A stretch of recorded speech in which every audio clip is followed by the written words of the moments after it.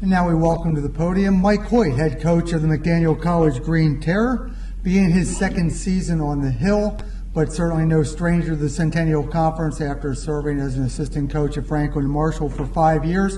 The Terror welcoming back 15 starters, 7 on offense, 6 on defense, and 2 specialists. I'm sure Coach Hoyt will also tell you about one of the unique venues of watching a game in the Centennial Conference, watching a game at Gill Stadium. Coach Hoyt. Thank you, Steve. Thanks for having us here today. Your staff does a great job. Appreciate the venue that you put on here, and F&M as well, and setting up this great event. Members of the media, thank you for coming today. It's been exciting to interact and talk about our football program. Headed into this season, I'm excited to get started. The enthusiasm is high. It's really nice at this point to have had a full off season to spend with our players.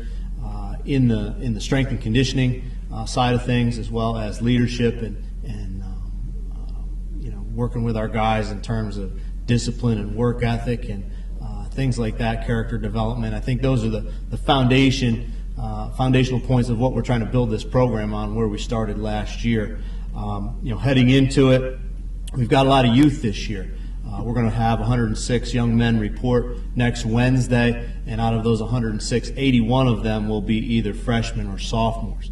So it's a young group, a lot of enthusiasm.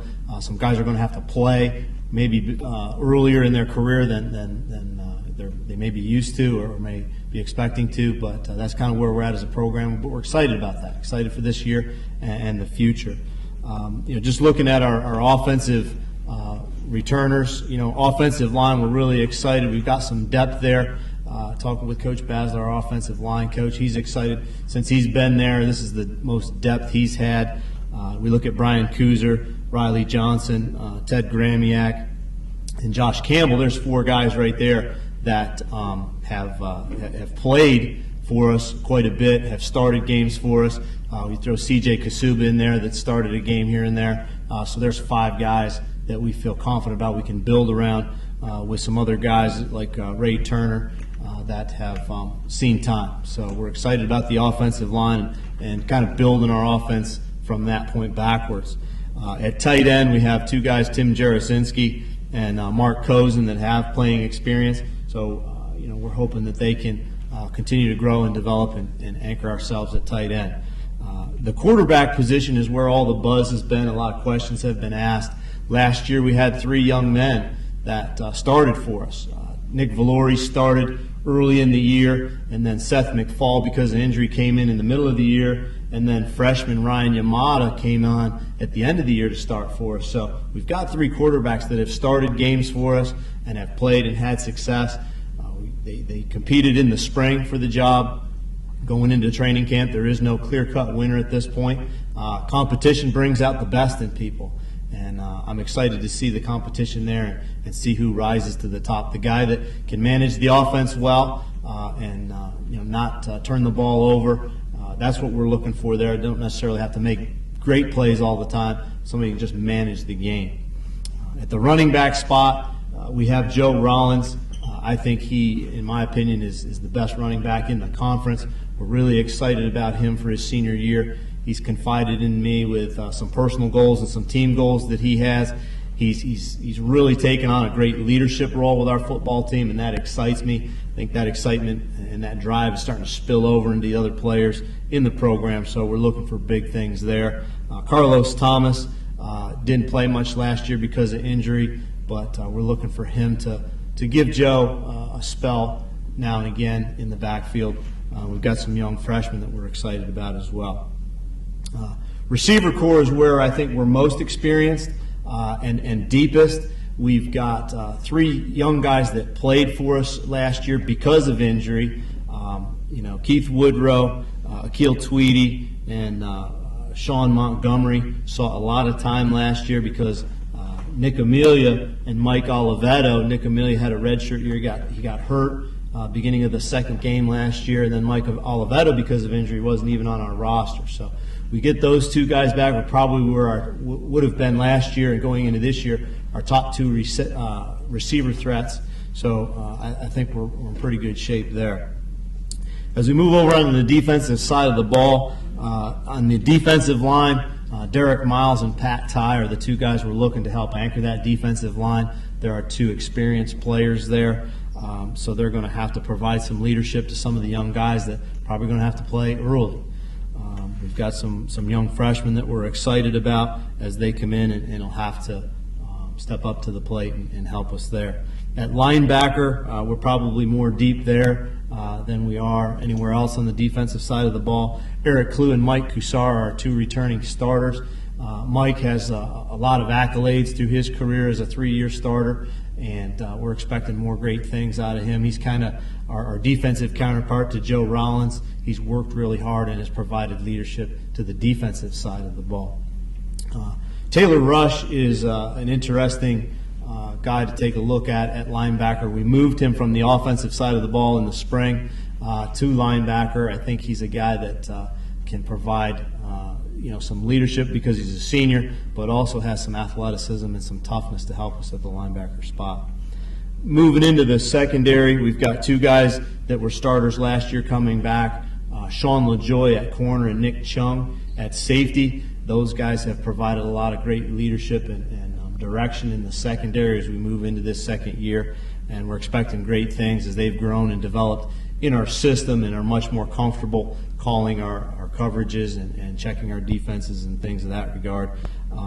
The other guys we're excited about in the secondary, Aaron Chester, who played a little bit as a freshman, and James Price at corner. He played some as a freshman, so I think those guys will be able to step in at the safety and corner spot. Ethan Patrick is another young guy at corner that can provide us some depth and also competition for those other two guys at the corner spot.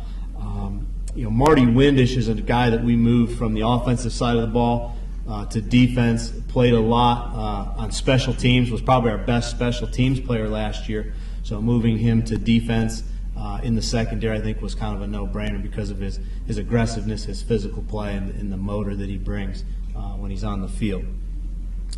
Just to wrap up with our specialists, I'm really excited to have both our kicker and our punter back, as well as our long and short snapper.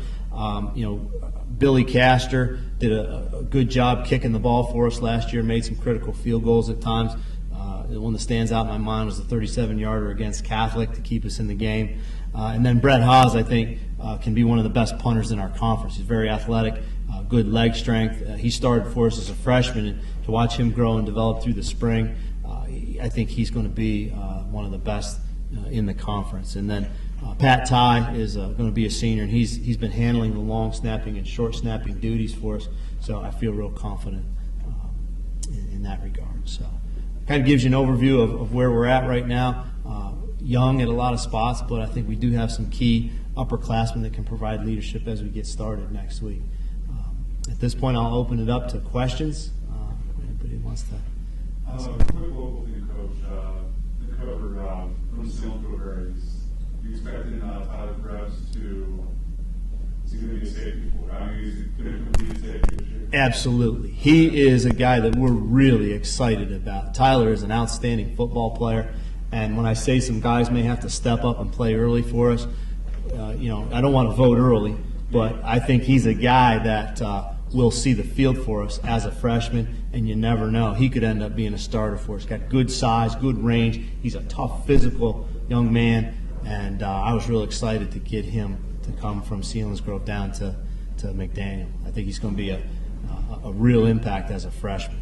You made it sound like does the safeties in your system call a lot of your defensive things and stuff? They do. Our safeties are basically the quarterback. They call the front. They call the coverage. They make any checks and adjustments. So they really have to be on top of their game. And Tyler's a really intelligent young man. So a lot of times at safety you get worried about putting a freshman in there because of that.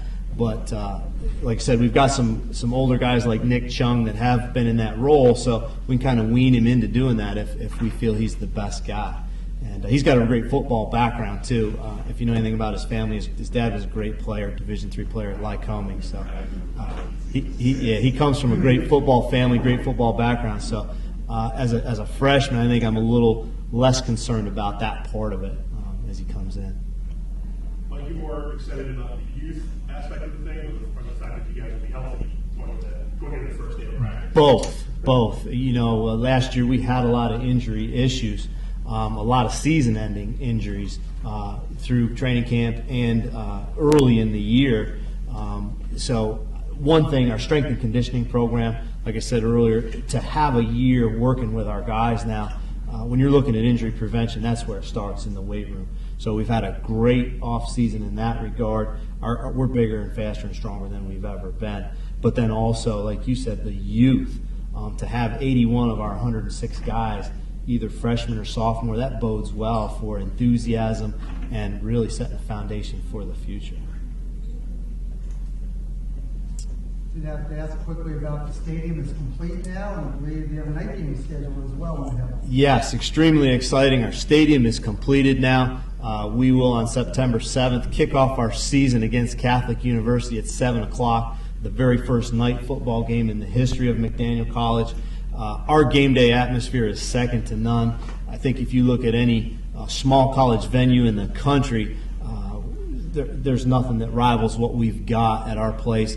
And now to move that to a night venue, it's going to be an electric atmosphere and really provide us a big boost for our first game against Catholic.